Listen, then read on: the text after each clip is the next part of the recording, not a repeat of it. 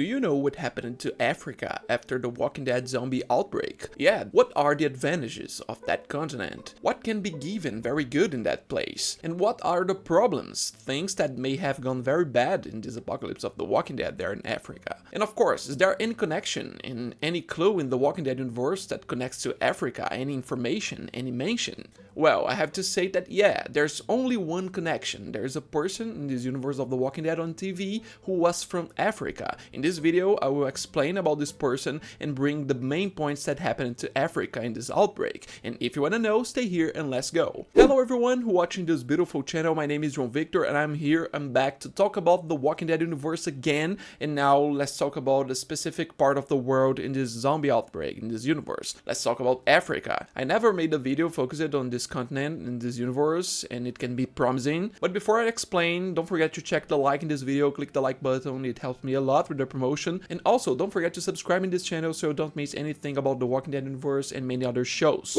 And here's the thing, I've already made a lot of videos here mainly talking about what happened in the zombie apocalypse in the United States, in the Walking Dead, which is the main focus. It's what we know most about this. I've told about Mexico, I've talked about Europe, which is in Darrow's spinoff. I already talked about many countries. I even talked about China, that there's a special book about China and mentioned in one of the web episodes. But what about Africa? For those who don't know, African continent is one of the largest continents in the world. I believe most of you who are watching know about this, but also many people ignore Africa, which is very promising. A lot of good things may have happened there in this apocalypse. There may have been a lot of survival, but also at the same time, a lot of bad things may have happened. One point to advance is that we know that in today's world, in real life, Africa is already rich in problems that even resemble an apocalypse in some specific places there. At the same time, there are some specific places that are very well developed. Africa is known for its forests, animals, nature, savannas, deserts as well. At the same time, large cities, metropolises. We're going to talk about it, but first I need to mention the only point we have in the Walking Dead universe connected to Africa, which is a new character who arrived in the spin-off of Rick and Michonne, which launched in 2024. Yeah, in the spin-off The Walking Dead: The Ones Who Live, this character comes as a person connected to Rick Grimes in these years that he has been far away, far from his family and his home, there in the CRM, and I'm talking about Pearl Thorne. Yeah, we know her as Thorne. An interesting character who at first seems to be someone friendly, who will be on the side of the protagonist,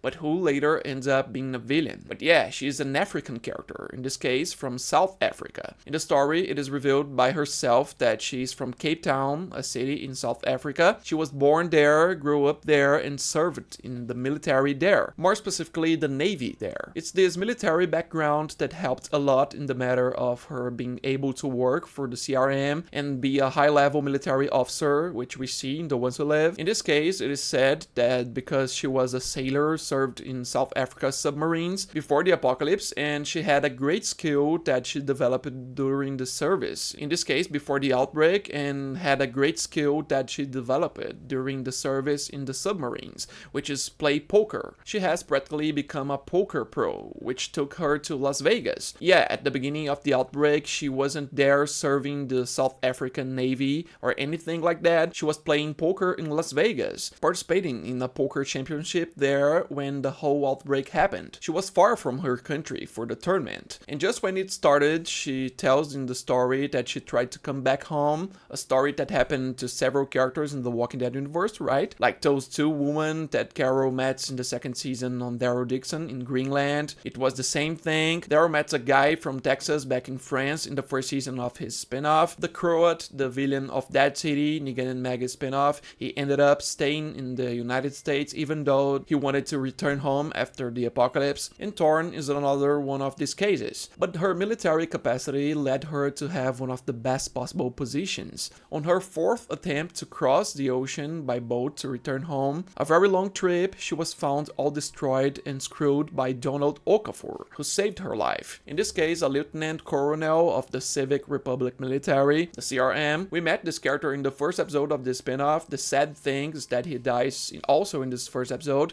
He's one of the most underused characters who I would like to see much more of because he is very important and very well done in this story. I really liked this character even with a short appearance. Despite being serving the CRM, on the side of the CRM, he helps Rick. He was the one who saved Thorne's life. And talking about Thorne, during the years of the apocalypse, she went to serve the Civic Republic until she was called to the military, based on her potential, by Donald Okafor himself, and evolved to the best possible rank. And the point is that it's quite possible that she has some information about what happened to her house, to South Africa and Africa in general, because she's in the CRM, the biggest group we know from the universe of The Walking Dead, but she doesn't tell so many details in depth. And then we must assume that because CRM has information for many places in the world, she must understand that what happened there, especially where it was, probably she understood that there was a disaster and it was not worth going back. But then we get to the part of the video based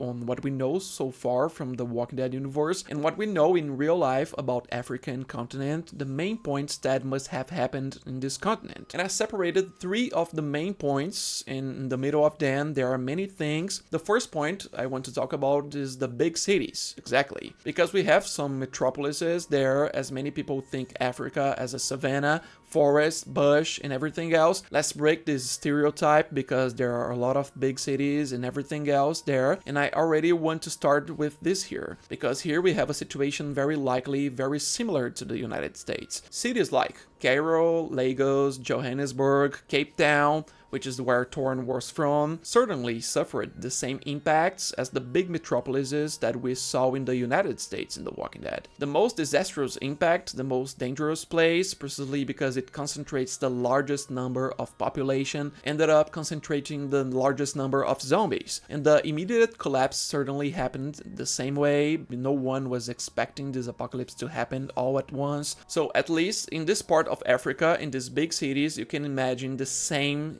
scenario that we saw in the United States. People running, buildings on fire, large herds of zombies surrounding people, others hiding in some bases, in some places, difference in social class affecting, due to low mobility. Those who had the greatest ability to flee the city had more chances. Military personnel trying to take control of some parts but not succeeding. At least in this part of Africa, in the large urban centers, you can imagine the very same thing, including the city of Thorne itself, which is Cape Town. But then, leaving this negative point, we go to a positive point that certainly may have happened in Africa. I want to talk about the groups of isolated survivors, precisely because we have several villages, several small villages, small towns, small regions that many people don't even know or have visited. Others that are even known but live in real world in 2025, in real life, when this video is being recorded, in situations already close to apocalypse that we see in The Walking Dead. Lacking resources, lacking hygiene, lacking other things. Many of them had to learn in superhuman ways how to live that way. So in a zombie outbreak, the resource problems of a zombie apocalypse wouldn't be as severe for some of these groups. But for some others, it could not. Especially those who in real life produce their own food due to precarious conditions of certain regions of Africa, were forced to do so even outside the zombie apocalypse. Those who produce their own locomotions, those who produce their own security. Because there are certain regions of Africa that even outside the zombie apocalypse need a lot of security. And some people have to deal with that, precisely because of militias. And we are going to get to that point because that's also a negative point that influences the apocalypse there in this Walking Dead universe. And so we know that it's very publicized about the fauna of Africa and everything else. Certainly the fauna of Africa has an influence of these groups of survivors. Many of them are used to deal with some threats from these animals. The threats will be the predators. The easy point about being there in this apocalypse would be those that are not predators, that can catch as food even some predators too. The real world itself, without having an apocalypse, forces many African peoples to have to deal with these predators, with situations like this, and that they can deal with for years, and years of survive for a long time in real life. So talking about an apocalypse, they would get a great advantage because they already used to deal with it. Can you imagine how much people like this in these situations in real world we consider to be bad and complicated situations, how much they would be at an advantage over people who are in comfort of the cities and everything else, and metropolises a lot of advantage. In several places, a good part of Africa even lives in conditions like this, producing their own food, making many manufactured things, dealing with predators, using nature itself to be able to survive in an apocalypse. They certainly took advantage there, because in the same way there are people who can understand and adapt to an environment of dangers, of predatory animals. That same person will find it easier to deal with zombies. Well, we talked about a good part, a good advantage about Africa. There are many isolated regions that can be very advantageous in this sense, but at the same time there is another problem that exists in Africa. Even though there is no zombie in apocalypse, there is a lot in large quantities, and that in the zombie apocalypse this would worsen in a very large level. I'm talking about the third point of this video, which certainly happened to Africa in this universe of The Walking Dead here in this video, which is militias taking control. Yeah, it's not that the militias are going to be created in the apocalypse after the outbreak. They already exist in several places in real life. One of the biggest problems that exist in Africa is militias. Sinister formats, many inhuman too, that good people in Africa have to face this type of person today, and in this apocalypse this certainly increases. Like, if the universe of The Walking Dead shows that some countries more developed than several regions of Africa in this apocalypse ended up being taken over by militias, especially several countries in Europe, like there in France, we see Gené's group and everything else that is a militia. In Spain, which we will see in the third season of Daryl Dixon spin-off, it is certainly a militia there. In several other places, even in United States, there are cases like this. But even then, in Africa, which in the real world, without apocalypse, there are already several militias. So yeah, one of the big risks and problems for this zombie outbreak of The Walking Dead in Africa would be about militias, which would certainly isolate more and would be even more authoritarian, would take more villages and cities, would take control of supplies, weapons, food in different ways, and would threaten even those villages, communities, small towns who can live by nature in an advanced way. This would be another very strong threat. Like in Africa, it is kind of two paths that grow in the same way, the positive and the negative of Africa. The positive thing is the ability of survive with nature, to deal with difficult situations, which is a good advantage about Africa, but at the same time the problem of militias, of surviving human beings, which we know it's a big point about the Walking Dead universe. It is also big in Africa, much larger than several other countries in the world. And in this universe, in this apocalypse, it has certainly become bigger than most countries in the world. I would say that in this universe, certainly communities that managed to isolate themselves and after the apocalypse they had this advantage, I believe that these were the ones who did the most well. So there must be several small countries in Africa that live well, have managed to deal with the zombies, have managed to advance, then they try to dodge militias and these problems. I believe that to deal with the zombies, these groups which are not from large metropolises and large cities, these villages would be able to deal with it very well. It will be so easy for them to kill the zombies. But also in this video I want to add a bonus point,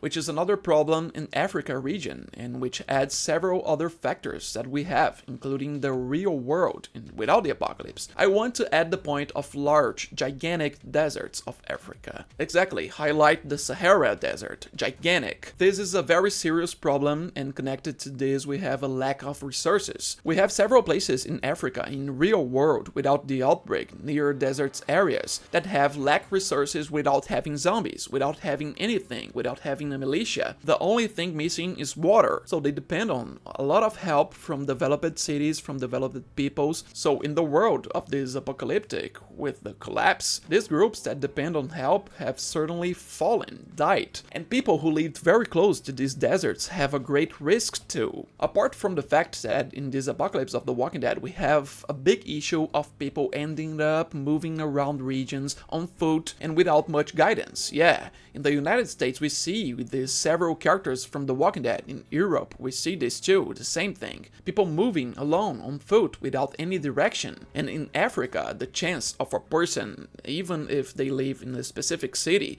walking disorientedly through various regions and suddenly falling into a desert in a place like this is very high, and getting lost, not being able to get out. So it's a problem even in real life without an apocalypse. And after the outbreak, we know that the number of survivors who will be walking in a disoriented way is very large. People, for example, in Africa certainly know a specific region, but they don't know everything 100%. At some point they could fall into a trap like this. Also, taking advantage of the fact that I'm talking about this bonus point, there's a good part about this bonus. The deserts is a problem, but there are regions that can be very safe and prosperous. I can mention the mountains from Africa, large mountains, more isolated places, with fewer survivors, with various resources, without much desert issue, and also the African islands, which this image here highlights a lot. Like it's a tourist place, but there are several places like this in Africa, isolated, closed, that can be safer. But always remembering, if you have a huge group of several people, even if you are living on an island, it is still risky because zombies are everywhere. But in the same way that geographically Africa has dangerous and treacherous place, there are others that can give to the survivors a good advantage through oases that people can find. So it depends a lot. I believe that it is very extreme in the zombie apocalypse, in the same way that there are many good points, many advantages. Also, when there are problems, these problems are very strong. But in general, I would say, I want to end with a positive point. I think there are certainly a lot of people in Africa, in this universe of The Walking Dead, who are much better than a lot of people in the United States or Europe, or even in China, in several places around the world. There are certainly a lot of people in Africa who are much better. I'm not talking about Africa as whole, but really are some like that. And so, I brought the main points. Comment there what you think about this point of Africa in this universe of The Walking Dead. If something was missing, I apologize. I tried to do my best here. And if you want, I bring another video about other points of The Walking Dead universe. Just comment there. Don't forget to subscribe in this channel so you don't miss any point. Any more videos explaining many other points, any more curiosity. If you liked the video, don't forget to click the like button. It helps me a lot with the promotion. Thank you for watching this video. I'll be back soon, and bye!